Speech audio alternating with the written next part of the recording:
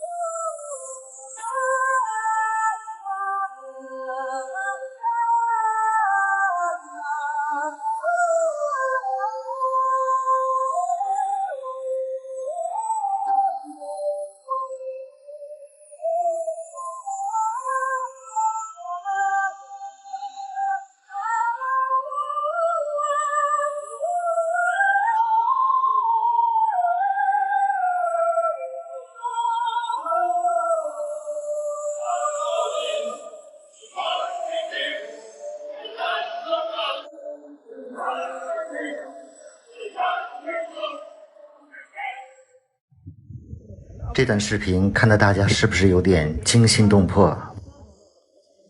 这里就是湖南郴州的高仪岭。我这次是临时决定过来玩2天，同行的是下面走上来的老朋友岛主。高仪岭是通过抖音火起来的，之前一直都是免费的景区，不过现在正在开发，但因为这里的山体实在是陡峭，所以现在都装了护栏。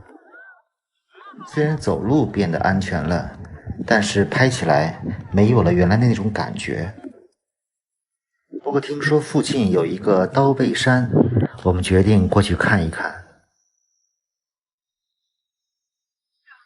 这就是去往刀背山的路，比较原始。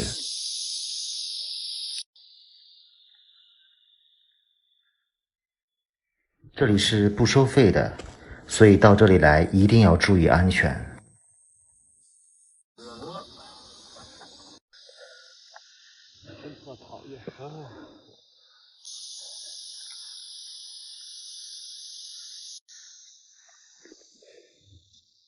今天的天气很热，在山顶走路是非常的暴晒。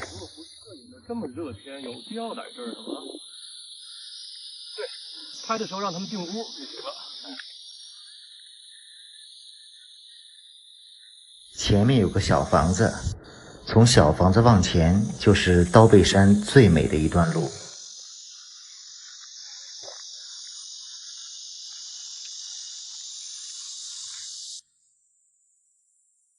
就是这一段路了，先走一走试试，用手机拍一拍。这个山顶非常窄，很陡，但是不滑。换生活让自己变得快乐，放弃执着坚持就会变得不错。每次走过都是一次收获，还等什么做对的选择？过去的就让它过去吧，别管那是一个玩笑还是谎话。路在脚下，其实并不复杂，只要记得你是你。简单探测了一下前面的线路，感觉可以走，准备用无人机拍一拍。我们来拍无人机。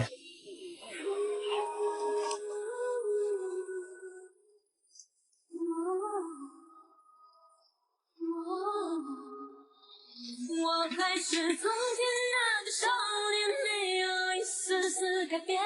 时间只不过是考验，存在心中信念丝毫未减。眼前这个少年还是最初那张脸，面前再多真相不退却。So never never give up like a fire。轮到好朋友拍了，他打算在这里跑一跑。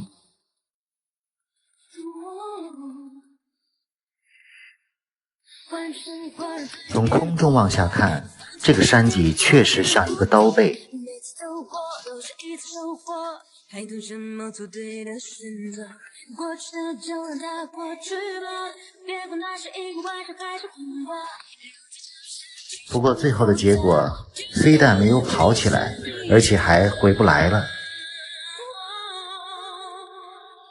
因为我这个朋友实际上有一些恐高，所以往回走就不敢走了，而且站在那里的恐惧感越来越强，完全不敢动了，只好求救。没办法，我试着过去，但实际上也帮不上什么忙，因为路实在太窄，根本就不能搀扶着走。没办法，只好坐地上一点一点往前挪动。如果这要特别滑，我只能这么走，它地是涩的。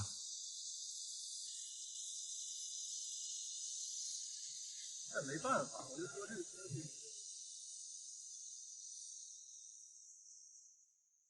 看来如果是恐高的人，真的要小心，不能在这里走。你还跑步呢，都逗得慌。太烫了。就接近胜利了。不是，但手太烫了，这个我也不敢走啊。不，前面的好走，前面好走了。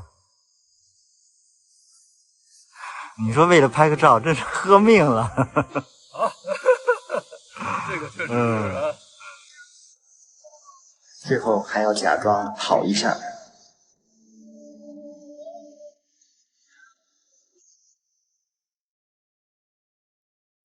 这里就是高夷陵景区，和刀背山挨得非常近。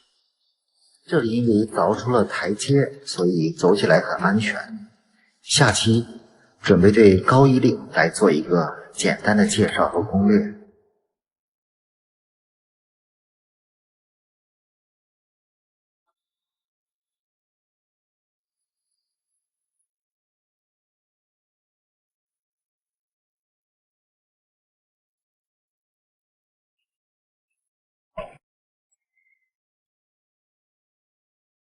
这里是柳州融水的双龙沟，这里也是个4A 景区，实际上这里是个森林公园。这里郁郁葱葱的，空气中的负氧离子含量非常高。在双龙沟需要徒步相当长的一段距离，但是在森林中徒步并不觉得很累。沿途有很多的风铃，还有一段水路可以坐船。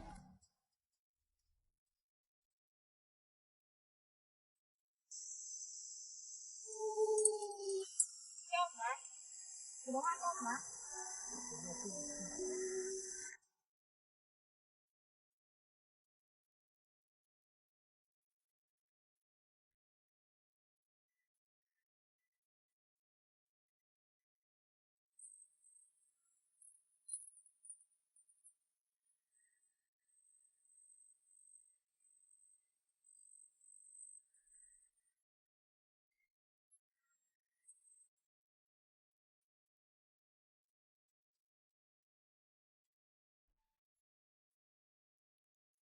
因为是在沟里，所以还不算很热。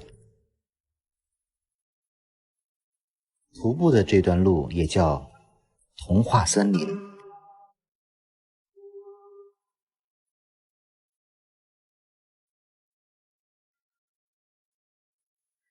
一路上建造了很多像童话一样的建筑，还有很多可以打卡拍照的道具。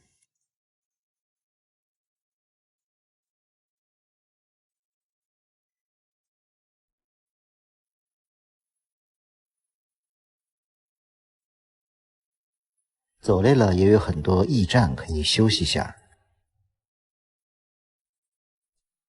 峡谷里还有一个瀑布，旁边有条路可以爬上去。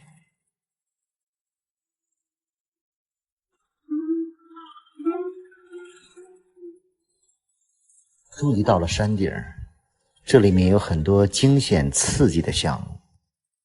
这个地方也叫天空之城，有很多悬索桥，可以走在上面，仿佛走在空中。这里的悬索桥有不同的难度，这个是难度5星级，只有2根铁索，走过去有几百米。看我们这个小姑娘胆子多大！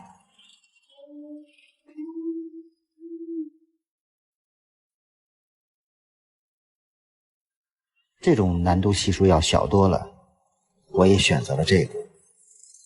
不过如果恐高，你就只能走山路了，但走这个桥可以省很多的路程。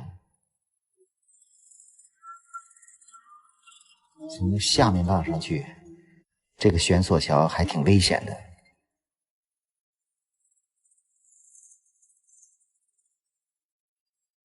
山顶上还有个玻璃桥，可以说上面形形色色的桥构成了一个天空之城。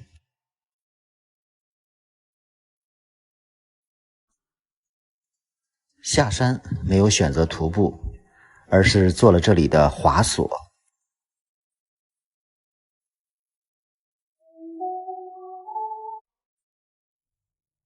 这个滑索只需要1分钟就可以完成1个小时的山路。在柳州融水的行程1天就这样过去了。现在回柳州市区，明天带大家去逛一逛市区里的几个4A 景区，也是相当好看。昨天发了一个这个视频，很多人很感兴趣。画面上看上去，这条路非常惊险。这里是湖南郴州高一岭景区附近的刀背山。去景区的路上可以看到一个路标，就是通往这个刀背山的。这里和景区里最大的不同有2个，第一个，这个是免费的；第二个，这里没有装护栏，所以拍照的效果更加惊险奇特。还有很多人问这是怎么拍的，谁拍的？首先这是无人机拍的，但是并不是我有什么团队，而是由前面小房子里有一个收费拍无人机的地方。拍这样一个2分多钟的视频收费100元。虽然我的朋友也带了无人机，但确实拍不出这样的效果，所以就花钱拍的。这条路大概200-300米，只有中间一段路走起来非常危险，很窄，大概只有50公分宽，而且是一个上坡，但是一旦走过那一段路，前面就相对比较安全了。我个人感觉刀背山的这段拍摄确实效果比较好，比高一岭景区里出彩。今天来说一说怎么去高一岭，还有高一岭景区是什么样子。结束了柳州之旅后，临时决定去湖南郴州的高一岭。在郴州西站和朋友会合， 2个人一起打车去了高一岭景区的农家乐。这个农家乐就在景区门口，还是比较方便的。民宿离景区门口1公里，老板给我们送上来了。有村民在这里把守。你问他，你打电话，你问问，给我们送上来的。出示了老板家的名片，每人优惠了10块钱。其实现在高一岭景区还没有正式开放，很多地方还正在修建，但是当地村民收取每个人20元作为卫生管理费。我们交了每个人的10块钱，开始往上走。走了700-800米，就看到了这样的风景。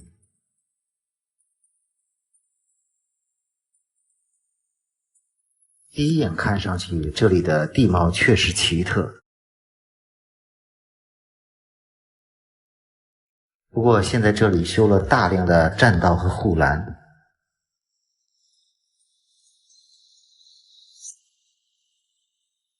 看看这个栈道和护栏多宽，还修了很多台阶。这是朋友用无人机从空中拍摄的整个高一岭景区，可以看到白色的线条都是栈道护栏，还有好像修了2个玻璃栈桥，这些白色的应该就是以后的游客中心了。看来这个高一岭是要往4A 以上的景区来打造了。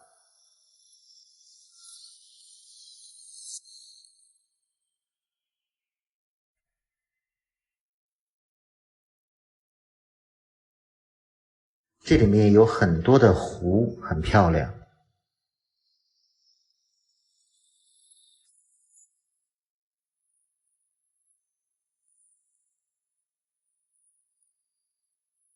虽然这些栈道和护栏修得不错，但是和以前原生态的环境相比，感觉差了很多。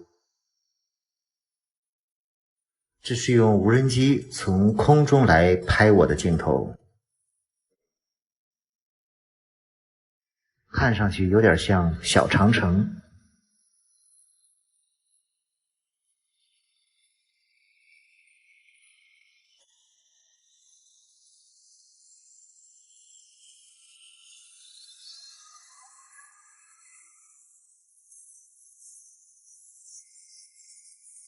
在栈道和护栏的保护之下，虽然安全了，但是拍照的感觉差了很多。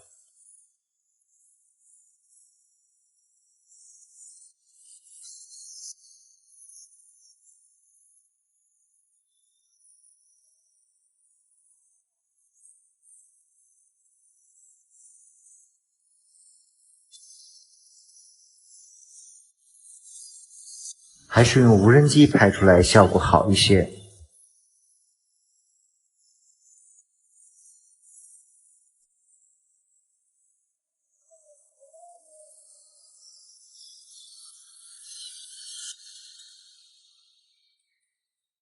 从空中看高一岭确实很美。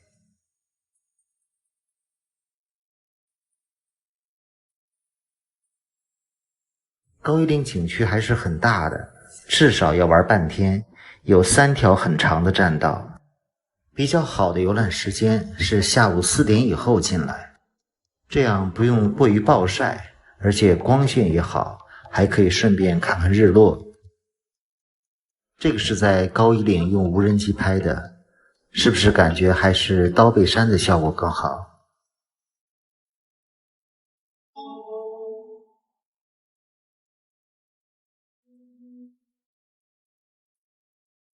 这个是中间的第2条栈道，一直往前走，有一个没有修好的栈桥。现在看到的是高一岭最好的一段路，下面也是悬崖峭壁，万丈深渊。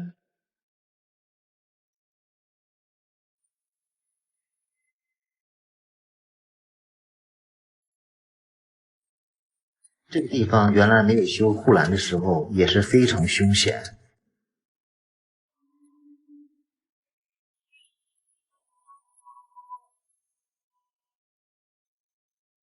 就是这个地方，下面是直上直下的。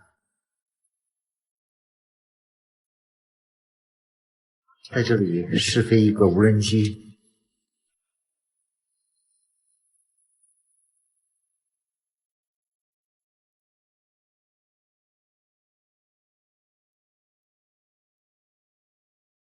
这边也修了个玻璃桥。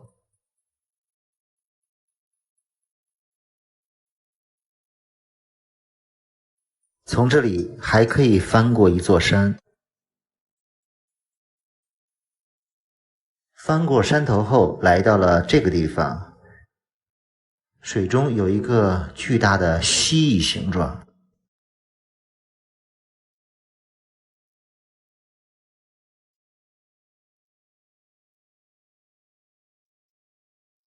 这里拍照还是挺美的。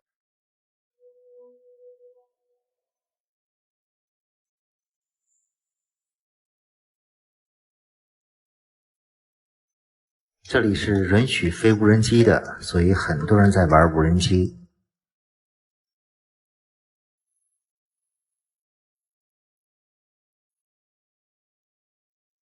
估计以后这个高夷岭景区面积还是挺大的，现在就有3个入口。现在高夷岭还没有正式收费，3个入口中只有1个入口有村民把守。但其他的入口也都用一些铁板、铁丝网封住了。现在太阳快下山了，从这儿望上去还是挺美。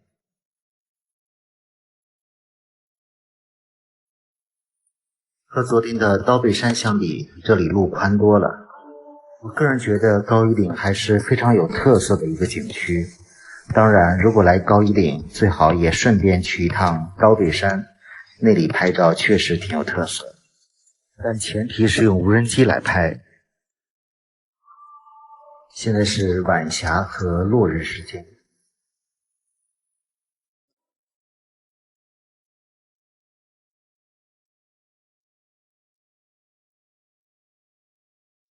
晚上回到民宿，这里的饭菜很好吃又便宜。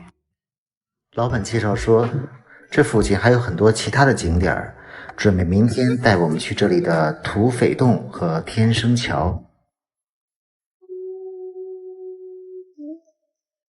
这里就是土匪洞，旁边就是天生桥。这应该是我这个朋友飞得最好的一次无人机，但是无人机却在这里炸掉了。明天带大家去看这里附近的土匪洞和天生桥。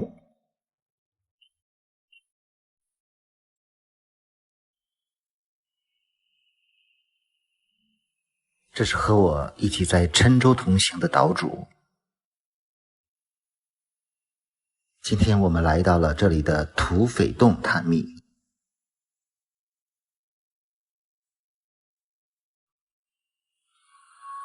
土匪洞的旁边有一个天生桥，在飞越天生桥的时候，无人机炸机了。早晨在民宿吃了早餐，房东说带我们去附近的土匪洞看看。我们国家拍那个土匪的电影，很多在这里面拍，也这个半条被子也在这里拍了10多天。地方就是宣传力度不够，对，所以现在全是网络。那高引领好。房东给我们送到了山脚下的一条小路跟前，从这里一直往上爬，就可以爬到土匪洞。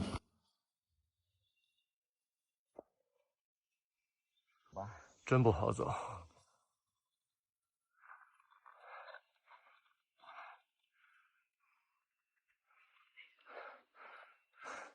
你怎么像大熊猫似的？就是难走嘛。赶快上去，1分多钟了。拱上去，对，画上去，迈过去，迈过去我就停了。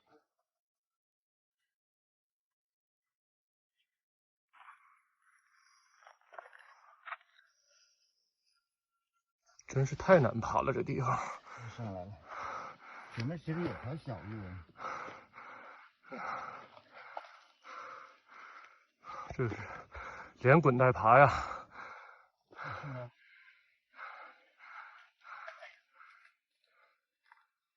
好，终于成功了。哇，已经到了。爬了大约20分钟，就可以看到前面的天生桥了。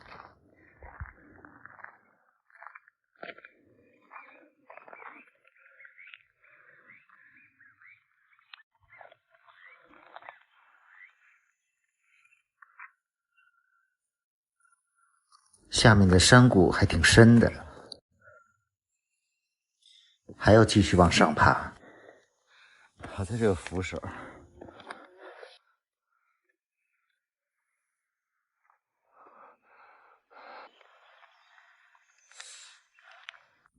这个地方除了我们没有别人。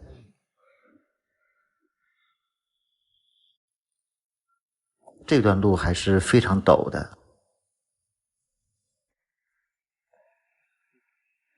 2只手啊，像个大螃蟹似的。前面还要穿过密林。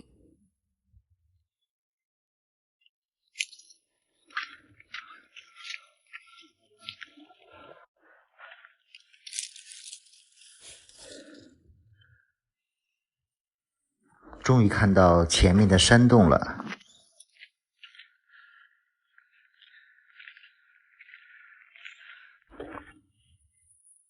洞口修了一个军事堡垒。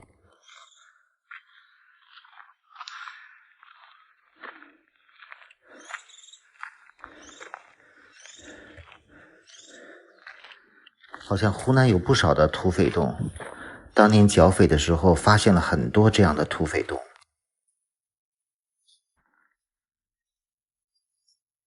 来看看这个土匪洞，哇，好大！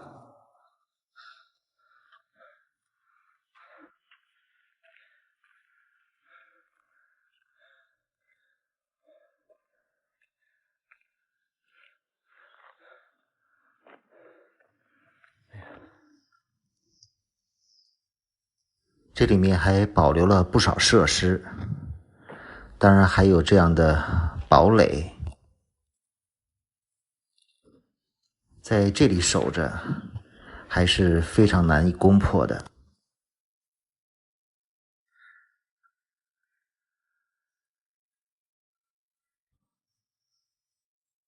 岛主准备在这里飞无人机了。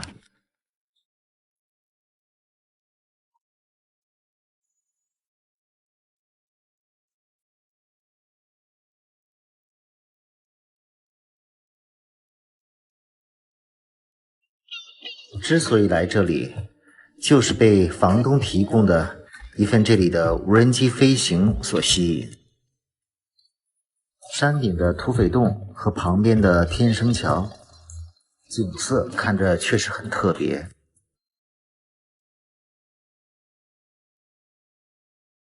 无人机准备从这个天生桥下的洞中穿过。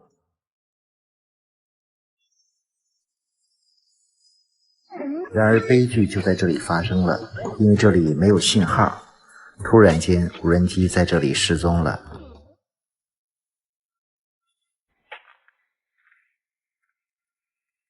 能找到吗？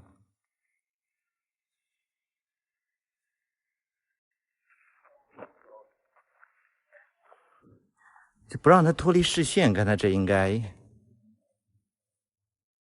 因为这个位置看不到旁边天生桥那个洞，加上没有信号，所以飞行还是很危险的。岛主准备尝试去找一找。我自己在这里等候的时候，突然发现旁边还有一个小洞，于是从洞中穿了出去。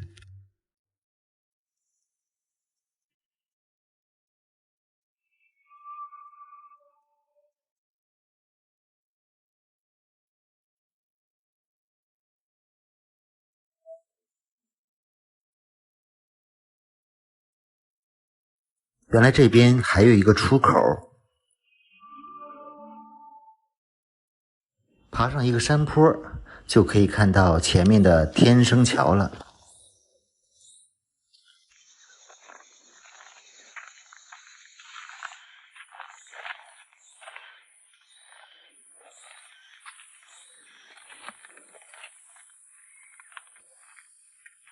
哎呀，好难走啊！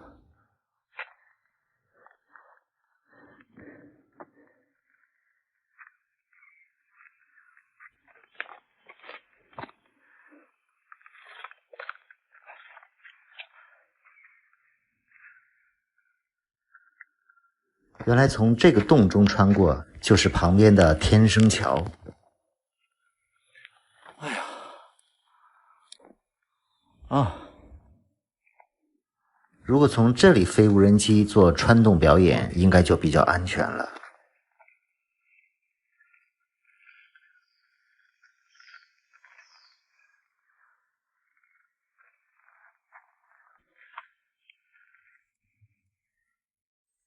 这个天生桥在桥底下看非常巨大。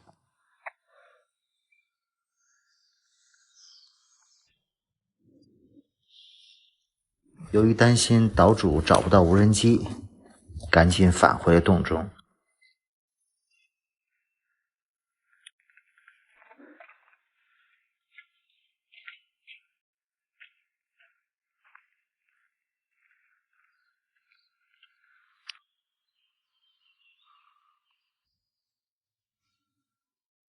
等了半个小时，看岛主回来了。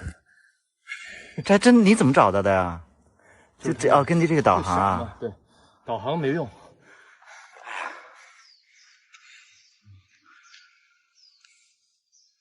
可惜飞不了了，可惜残骸，真他妈可惜了。不过找到算不错了，是吧？对，摔成这样了。因为无人机摔坏了，也不打算在土匪洞多待了。返回的路上有一条山谷，房东让我们进来看一看，说这里叫女人谷。看像什么？看得出来吗？跟女人有关。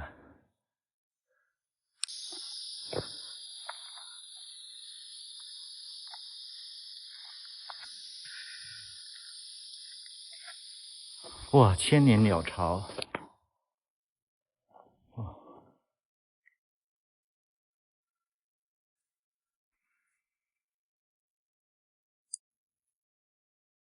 其实沿途这边景色还是挺特别的。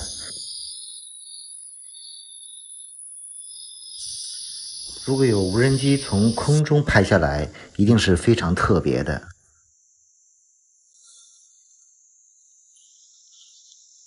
我们尝试着爬上一个小山头，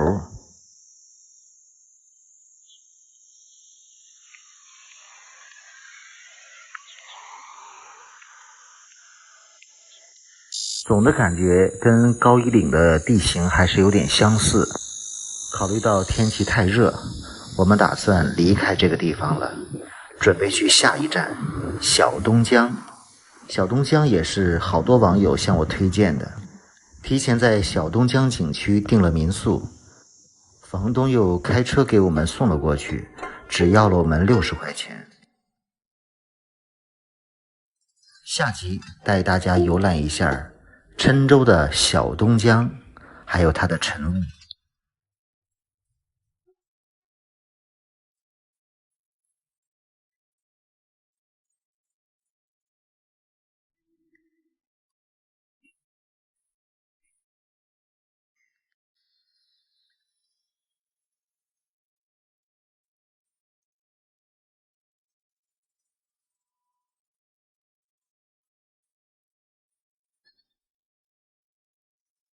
这里是湖南郴州的小东江。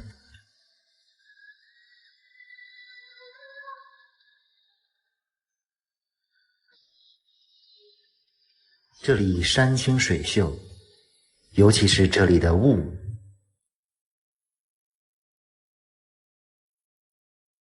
这就是这里的独特景观，雾漫小东江。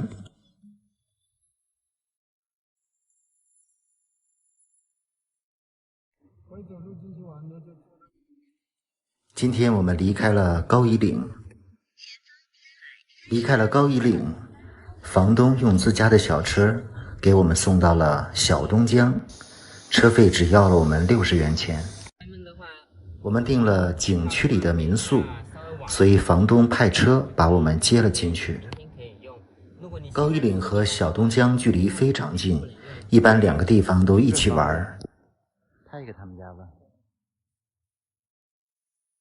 民宿的位置非常好，就在小东江景区里的2号观景台。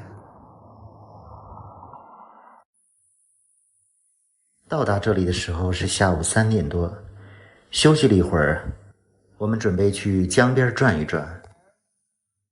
小东江景区的门票是80元。通常小东江的门票是当日有效，但是房东建议我们4点以后进来，门票第2天仍然可以用。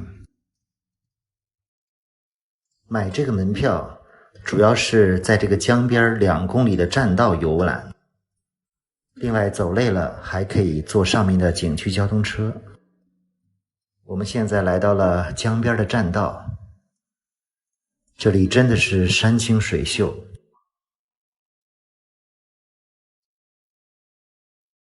江水非常的平静，倒影非常清晰。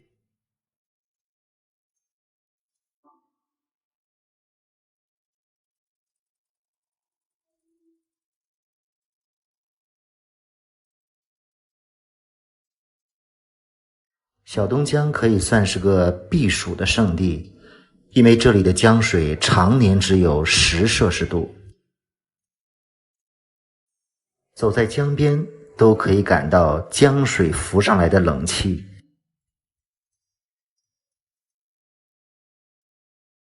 为什么看似酷热的天气里，而江水只有10摄氏度呢？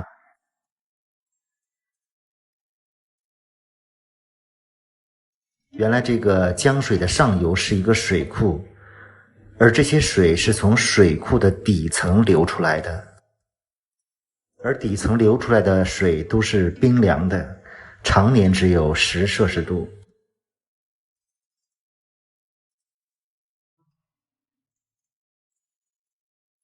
这条江边栈道大概有2公里长。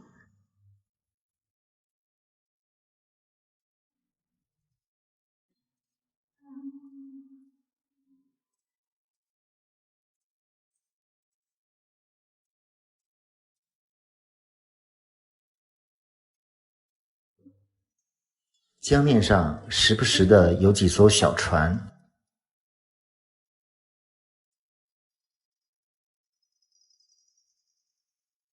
这些小船和船上的渔夫应该是专供游客欣赏的。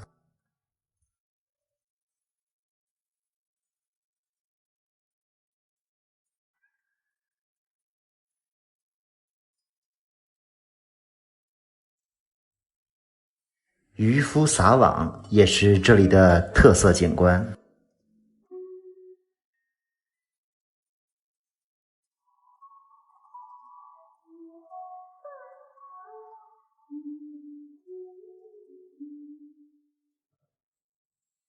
这里的江水保护得非常严格，非常干净，没有垃圾，也没有游船。小东江最著名的景色是这里的雾。每当临近傍晚和第2天的清晨，江面上都浮出了一层雾。这是因为江水很冷，早晚温差大，自然形成的奇特景观。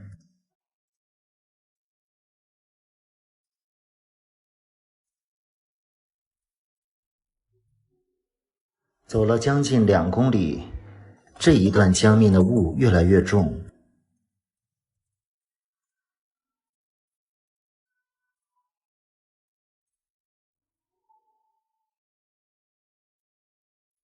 真的很漂亮，这就是雾漫小东江。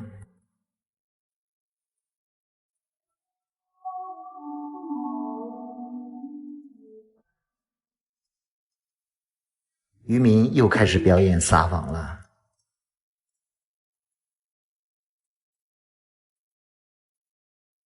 这个撒网每天傍晚和清晨每隔半小时都有。看看慢动作，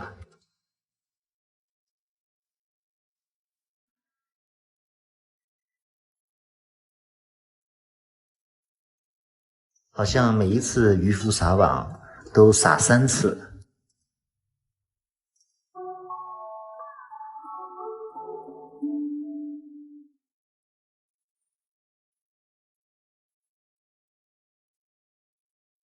现在这里的游客很少，几乎是为我做了一场专场表演。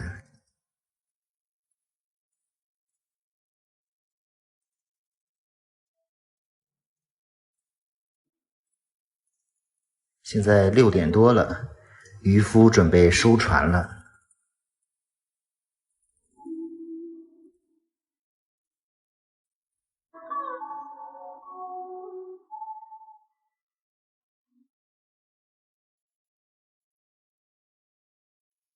又往回走到了2号观景台，这里的雾也很漂亮，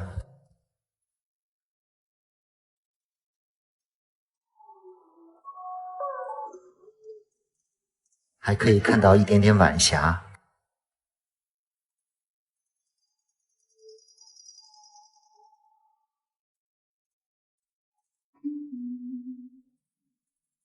真的非常美，这就是住在景区里的好处，傍晚没有人。我们住在的2号观景台这个民宿其实也很便宜，100多块钱。晚餐吃的东江鱼很好吃。第二天6点半，我们就来到了江边儿。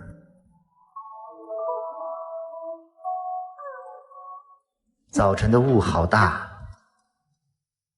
已经有不少景区外的人坐头班车进来了。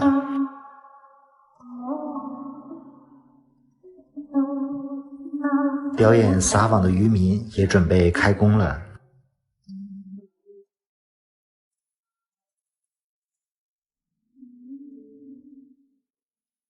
小东江的晨雾每天都有。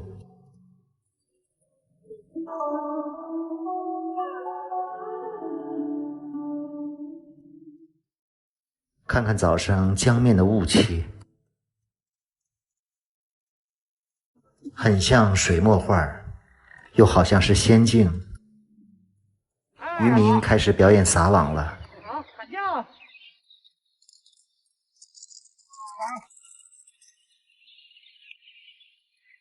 再来一次。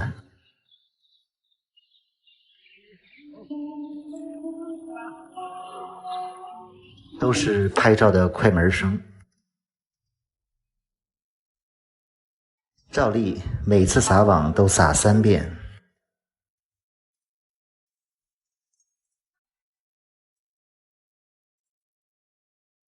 在江边走一走，弥漫着晨雾。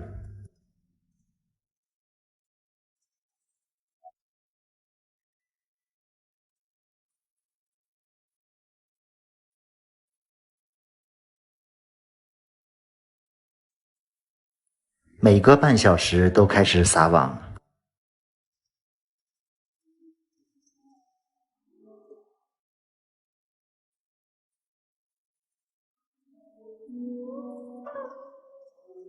雾漫小东江和渔夫撒网，每天都吸引来很多的游客。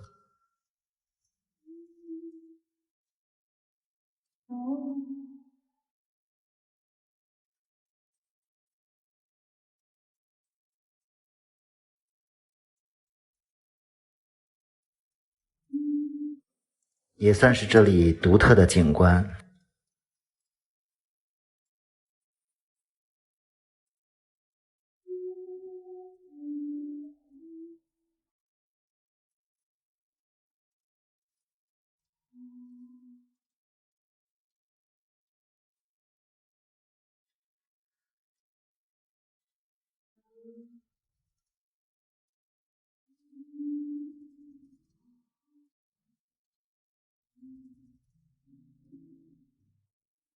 不知不觉1个多小时过去了，太阳也从远处的山上升了起来。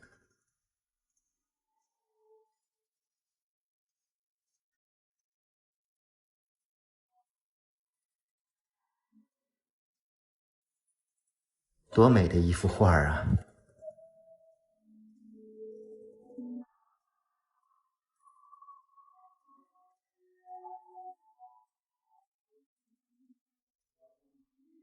小东江其实还有其他一些景区，但这次主要来看雾漫小东江。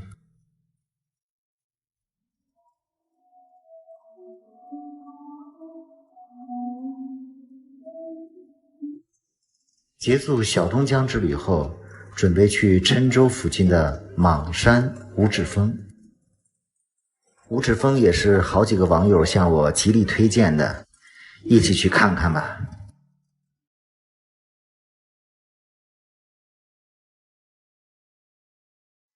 往后余生，这里是湖南郴州的莽山五指峰景区。笑也是你，就望着你，四季冷暖是你。这里简直就是一座奇山。也是你。在湖南高一岭的时候，很多人向我推荐了郴州的莽山五指峰景区。尤其是一个网友向我提供了一个信息，就是这里对粉丝5000以上的网红博主实行免费。我在网上看了一下，这里的门票加缆车加交通车票竟然是340元。虽然门票昂贵，但是几乎所有来过这里的人都对这里竖大拇指。说心里话，我也是有一点好奇，这里真的是像网友说的那么好吗？去莽山五指峰一定要去景区的东门，东门也是缆车的所在地。现在我们坐上了缆车，据说这里的缆车是目前最先进的，也是单线最长的缆车。缆车穿行在莽山之中，从空中看下去，景色非常壮观。这个缆车要乘坐将近18分钟。在山下还是晴天，但是快到达终点时，竟然下起了雨。我们在缆车站等了10分钟，雨变小了，我们决定冒雨行进。好在雨不大，稀稀拉拉的，一会儿就停了。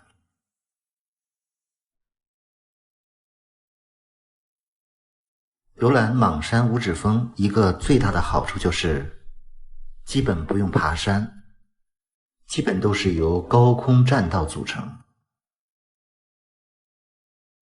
从下了缆车的那一刻，基本就行走在高空栈道中。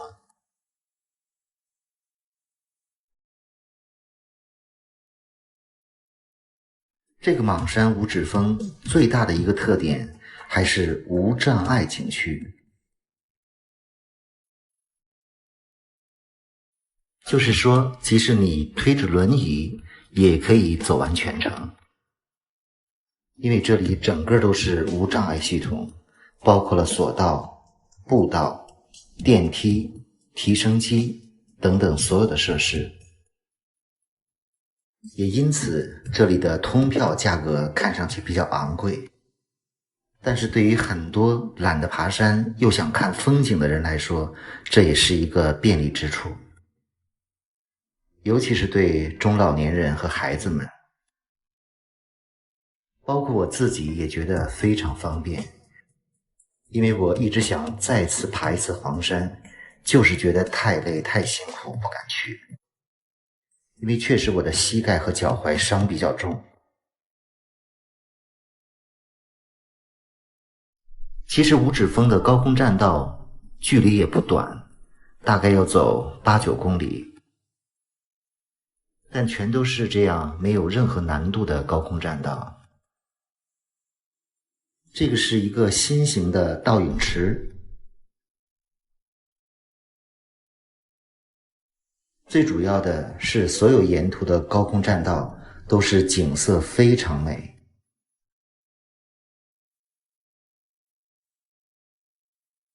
可以说这里的高空栈道是中国南方所有景点里距离最长的。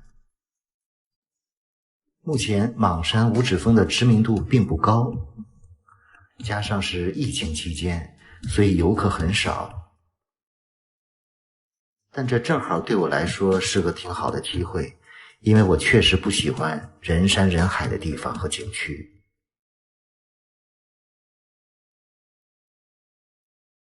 一起跟着我的脚步来欣赏。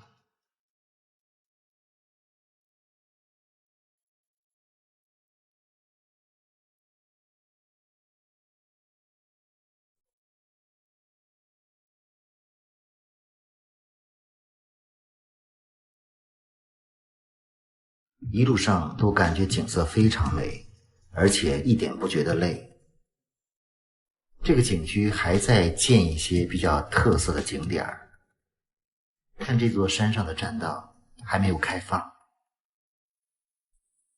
前面是一座悬崖电梯，这个电梯地处海拔1600米，垂直高度100多米，直接把游人从中层拉到顶层。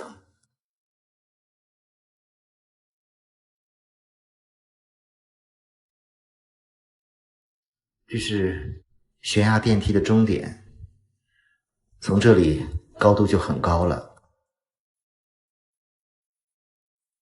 看看这个电梯，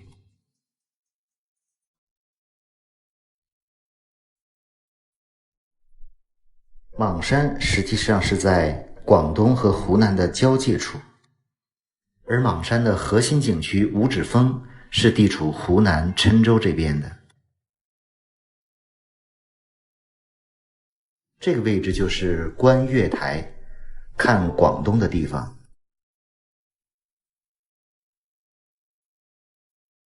这边的山峰石林非常漂亮，堪比张家界。说心里话，在五指峰高空栈道行走的时候，我真的感觉这里太美了，甚至可以说是我这1年多在国内所有的高山景点里最俊俏漂亮的一个。我几乎一路拿着手机拍个不停。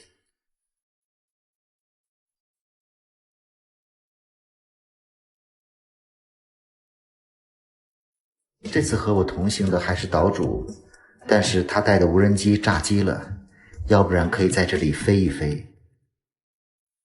可以看到对面的山上2层栈道，中层和高层的栈道。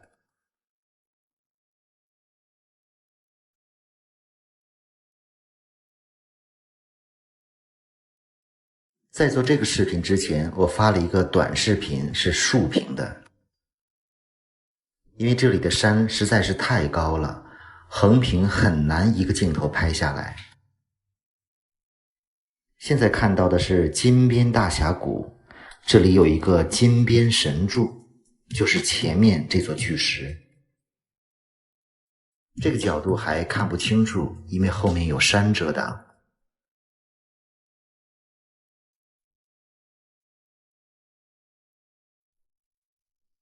看看大峡谷之上的群峰，这个就是金边神柱，上百米高。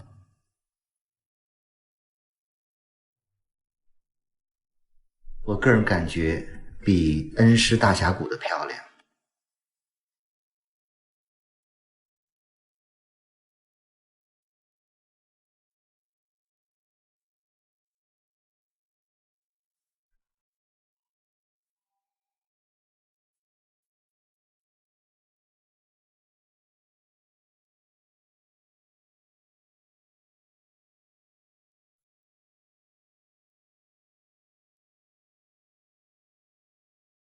玩到这里，我终于明白了为什么这么多网友向我强烈推荐这个地方。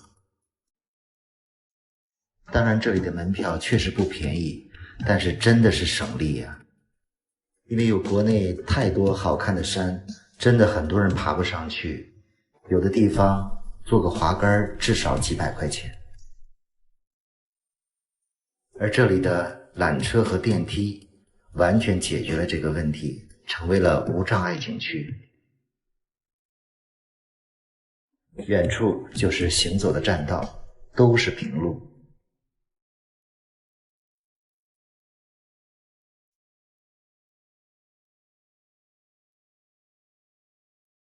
也可能是之前从未听说过莽山五指峰，所以这次来到这里，还是感觉超出预期的美。这里是允许飞无人机的，看这个栈道，如果飞无人机会多美。我让同伴在对面给我用手机拍了一个。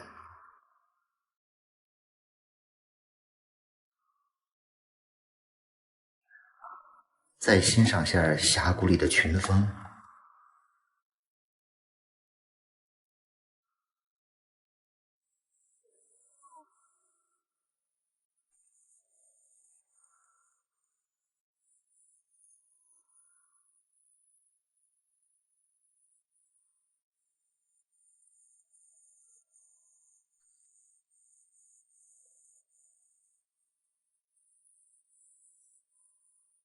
如果你喜欢名山大川、壮丽山河，我觉得这个地方不应该错过。也许有些人觉得这里的通票比较贵，但是如果你来到这里，看到这么多的高空栈道，还有电梯索道，你就觉得花的还是值的。这是另一座电梯，仍然从山顶下到中部。然后结束整个游览，继续坐缆车下山。我这次游览只用了5个小时，也是第一次觉得爬一座这么壮丽的山不觉得累。如果你游遍了很多名山大川，我觉得下一个地方你可以来这里看一看。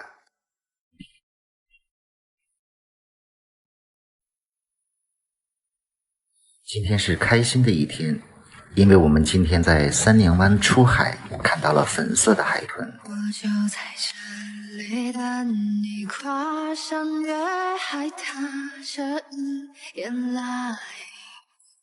我就在这里望尽天涯风雨也不改，安安静静岁月时光荏苒，你或许会徘徊，挥别紧紧远远，一生尘埃，俯仰皆是无奈。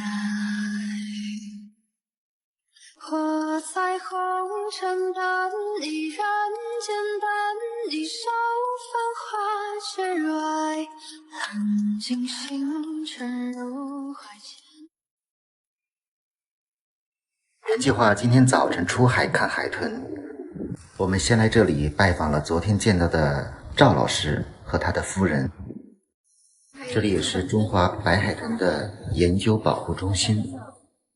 赵老师介绍了他的团队。林三哥，剩下3个都是六哥，但是这六哥呢不同姓氏。我给你们找中华白海豚最牛的4个都在我们这个团队。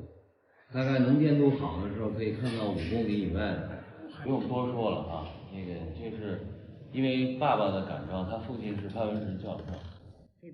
赵老师和潘老师2口子都是北京人，以前在商场上也是叱咤风云的人物，而现在他们几乎把全部精力都用于研究和保护中华白海豚。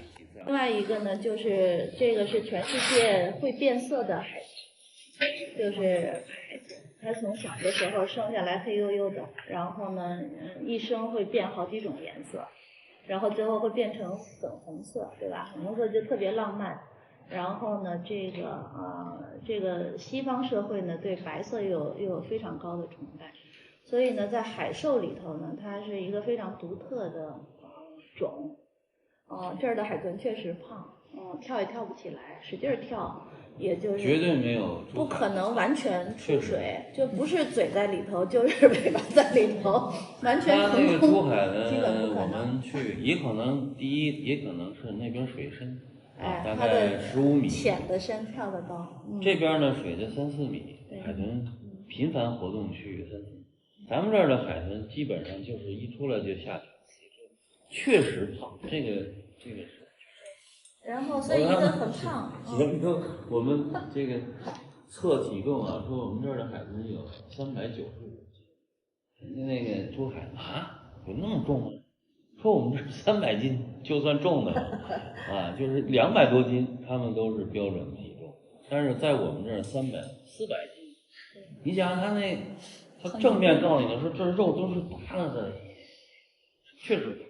对，香港只有40几头白，珠江口的人说还有1500头，我们再去可能就变1400，但是实际上意思就是说在那些地方呢很难看到。在三阳湾呢，我们出海遇见海豚的概率是97%，所以在三阳湾出海很容易看到。之前赵老师你们可以加赵老师的微信，他每天写海豚日记，然后他是一个特别好的摄影师，他拍的那个海豚的照片都是那个海豚妈妈打孩子的，然后呢把孩子从那个水里头甩出去，然后那个小海豚嘴里吐着水，像吐着血一样的，然后就在天上翻滚。虽然很喜欢听潘老师和赵老师侃侃而谈，但是必须要出海了。看到上船吧。非常幸运和潘老师一起同坐一条船。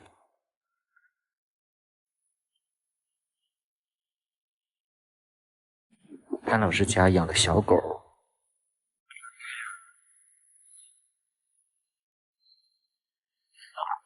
快艇开得很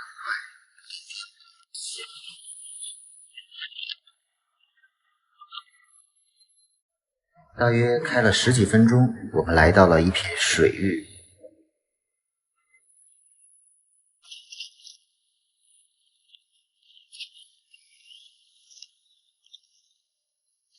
这里还有不少出海看海豚的船。据说在国内，三娘湾是看海豚最好的一个地方，几乎都能看到。那个粉色容易钉。很快我们就发现了有很多的海豚。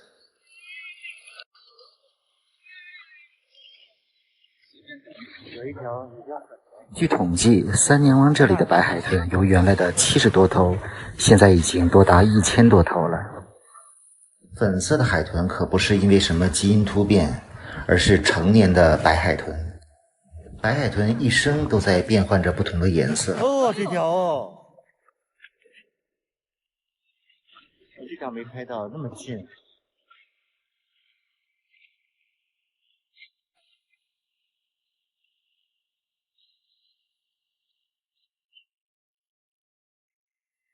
这里出海看海豚，看你多长时间，用什么样的船，大概300-500块钱。我们的船老大一直在搜寻着白海豚。我们又往前开了一会儿。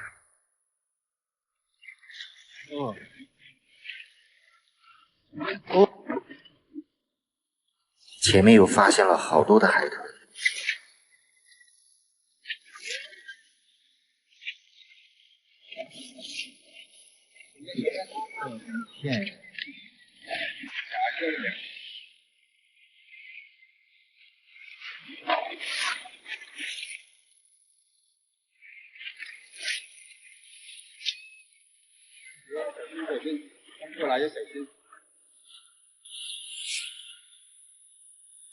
哇，真多！哇，这个近，一定要出来！哎，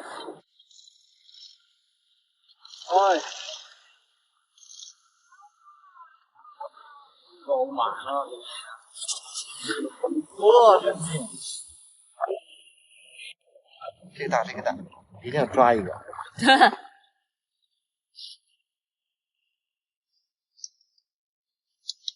过来。好几个哦，好几个。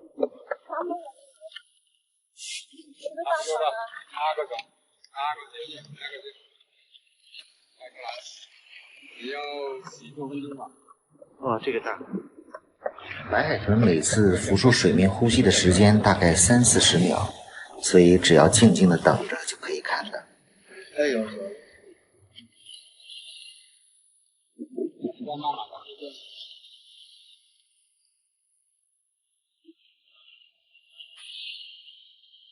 海豚的活动基本都是2-3条一起，像是一家子。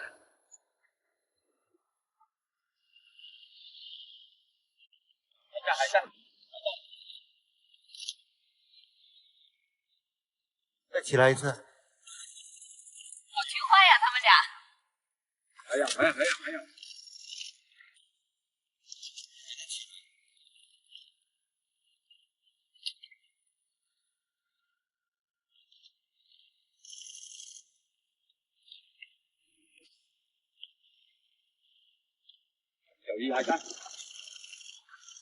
哇，这个亲！哎呀，哇，这个亲！别喊。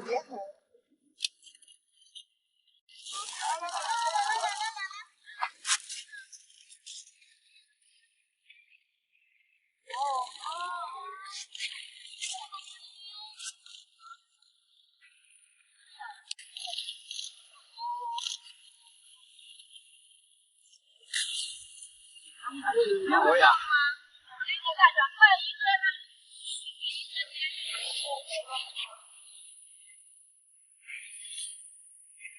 拍了半天都晕了。大船上坐着的是赵老师。没有晕船的吗？看到没得？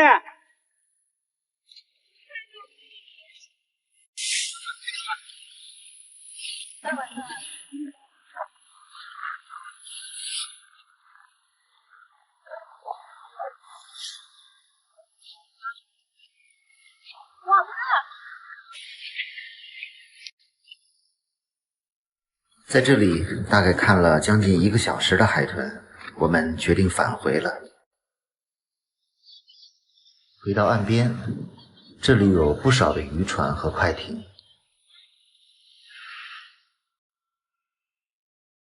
岸边上有很多的巨石，风景还是挺不错的。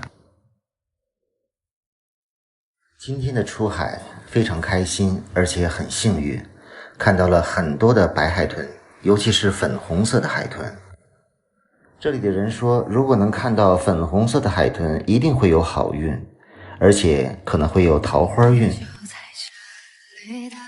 下次有时间，你也可以来三年湾来看白海豚，邂逅美丽的粉红海豚。呀，风雨也不改，寒冷静静，岁月时光荏苒，你红的没人黯淡又没收，非珍重显赫报雄。